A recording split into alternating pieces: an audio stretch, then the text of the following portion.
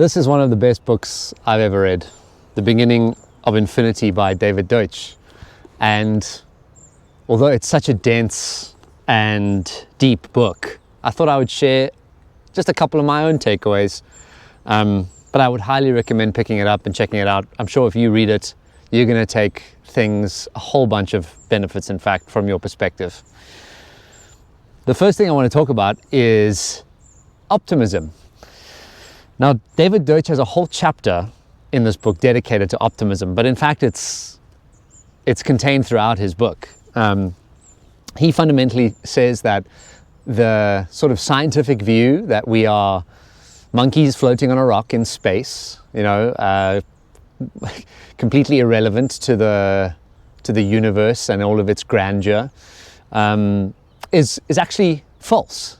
It's completely false. He says that human beings are actually the most important things in the universe, which is so strange to hear. He's a quantum scientist. In fact, many people call him the father of quantum computing. For someone of his stature to say that we are the most important entities in the universe, I think is pretty cool. And I kind of agree with him. I mean, if you consider the fact that human beings have increased our knowledge and power exponentially over the past couple hundred years, pretty much since the Enlightenment, right? Since sort of the late 1600s, 1700s, etc. and onwards.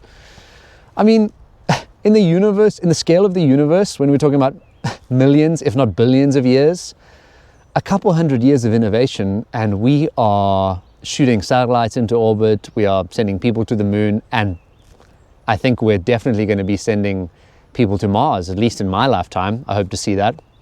It certainly seems like we're going that way. On the universe's timescale, we are super, super fast innovators. And he sort of says that, we as humans, we're at the beginning of infinity, the title of the book. We are going to keep gathering knowledge, keep going forward into the universe and colonizing it and innovating in it. And that, the more we look, the more knowledge there will be to find. And that there's a lot of optimism to be had in that. And I think that's so cool, right? So many people are pessimistic today, right? Be it in their own personal lives or politically especially, or from a geopolitical standpoint, there's so much war and conflicts going on in the world right now, be it Israel, Gaza, or Ukraine, Russia. And I think if David Deutsch is right, and I think he is, there's reason to be optimistic about the grand narrative of existence. And so it's kind of nice to know that even though we have these problems, be it as a society, as a country, as a world, or individually, that there is this optimism that this is nested in. That idea really transformed me, and I would highly recommend reading the full chapter. It's amazing. The one way that he does summarize optimism is he says that there's a principle of optimism fundamentally, that we can be optimistic because all evils are due to an insufficient knowledge. Now, I don't know if I necessarily agree with that. I don't know I'd be very interested to hear what you think. I don't think the evils of the Columbine school shooters, for example, I don't think those guys might have been rationalized with. I don't know if we could have educated them out of their lust for evil, right? It's a bit of a dark thought, but yeah, not my area of expertise. I don't know if I agree with that statement, but David Deutsch is very smart, so I have no reason to doubt him.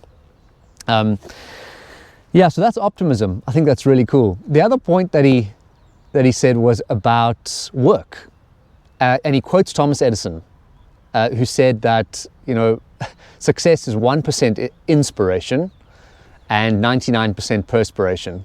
And David Deutsch completely disagrees with that in this book. He says that, well, actually, if you have this view of your life's work being like 99% slog, 99% perspiration, that sucks. Life's about suffering and work then, right? So he looks at that and he says, well, is that correct? And it goes back to his theory of knowledge, where he says that, no, in fact, knowledge is, for all intents and purposes, infinite. We as humans can continue to create new knowledge, and therefore we can automate And that's the key word he uses. We can automate the perspiration part. And I guess if you think about it, we've largely been doing that since the Enlightenment. We've been automating a ton of menial tasks, and it's an amazing time to be alive, where machines are doing so much of the heavy lifting for us. And never in time has that been more true than now at the advent of AI. And speaking of AI, of course, he has a lot of words on AI in this book, which was written in the early 2010s. So it's very interesting to read what the perspective was back then before it sort of has come to be so commonplace as it is today in 2025. So yeah, that was really cool. We can when we think about our life's task or about working in this time that's been given to us, a lot of it is about automating and making it easy for ourselves to put humanity in a better step rather than just, this infinite slog. I think the myth, the story that comes to mind, if you haven't seen it, is the myth of Sisyphus. If you haven't seen that, I'd advise checking it out. It's a very short story. It's about a guy called Sisyphus who's been cursed to push a rock up a hill for the rest of his life. And every time it gets to the top of the hill, the rock just tumbles back down, and it's his curse, his task to push it back up again. It's sort of a metaphor about, being a human and having to just continue working. David Deutsch, he has the antidote to that sort of thinking, which I really love. And then finally, the last point I'll touch on is on explanations. We live in an age of misinformation, right? It's the hot topic of today. Wouldn't it be amazing if we could be empowered to know what is a good explanation versus a bad explanation, right? Be it, having a BS detector, someone at work is explaining something to you, or more relevantly, you're reading something online, be it on X or Facebook or who's on Facebook these days? Whatever, Instagram, TikTok.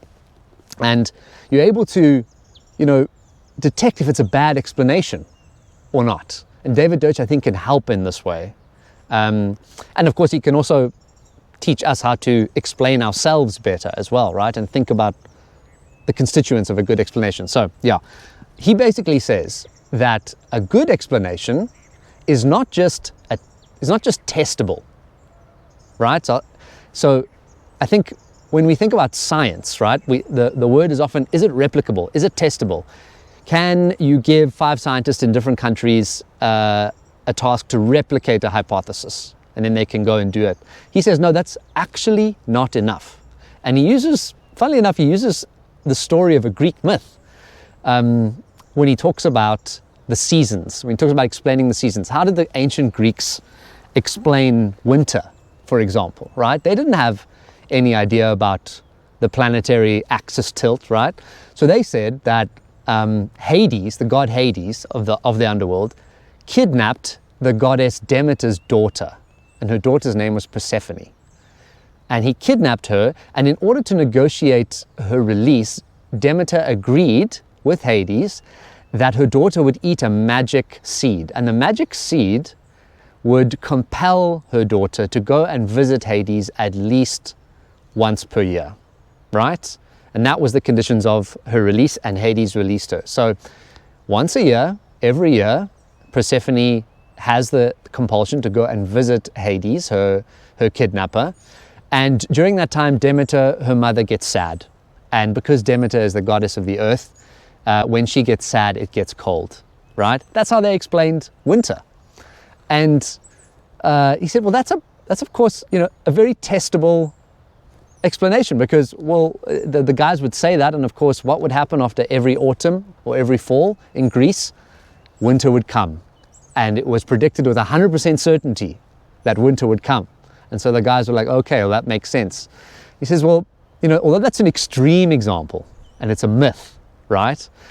The principle stands today, that you can have someone who says something to you that might make sense, and it might come out in a test, and you might see it getting verified in a result, doesn't mean it's the right explanation. Or in Deutsch's words, it doesn't mean it's a good explanation.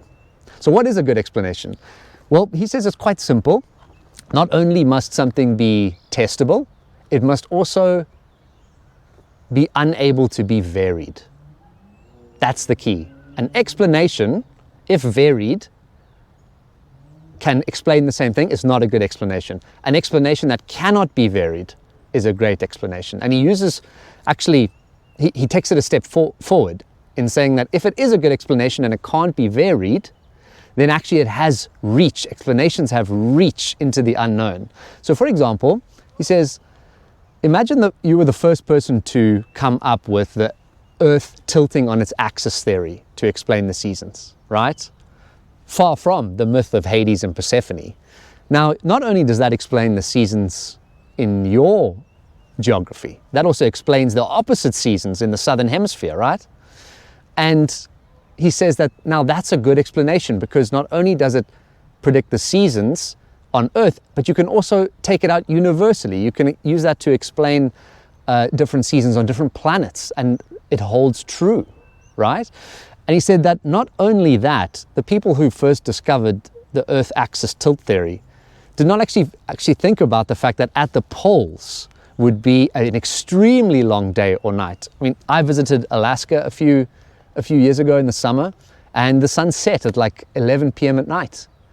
And in other words, the axis tilt theory, you can take that theory and you cannot vary it in any way. And not only does it explain the seasons, but it explains more and more things. It's a fundamental truth about the universe, because you can't chop and change it. Like, for example, with the myth of Persephone, you could say, well, you know, Demeter, it wasn't actually about her daughter. Turns out she stubs her toe once a year and she gets sad. And, you know, when she gets sad, it gets cold.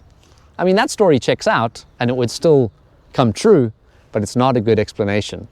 And so when you see something about politics, vaccines, whatever it is, on YouTube or TikTok or whatever, I think it's a good tool to add to your mental arsenal to think about, does this make sense in terms of, can this explanation be varied for it to be true? But anyway, that's enough on that. I love this book. I highly recommend checking it out. David Deutsch is an amazing man. He's also been appearing on a lot of podcasts, especially, you know, big popular podcasts. So it's really fascinating to hear him give interviews as well. Like I said earlier, he's considered the father of quantum computing. So the philosophy of this book is just really the tip of the iceberg if you wanna check out his works. Anyway, I hope you have a lovely day. Thanks for joining me. If you enjoyed the video and want to, you know, see more book reviews, let me know, and I'd be happy to deliver that. And hit subscribe if you enjoyed the video, and hit the like button. Thank you very much. My name's George. Cheers.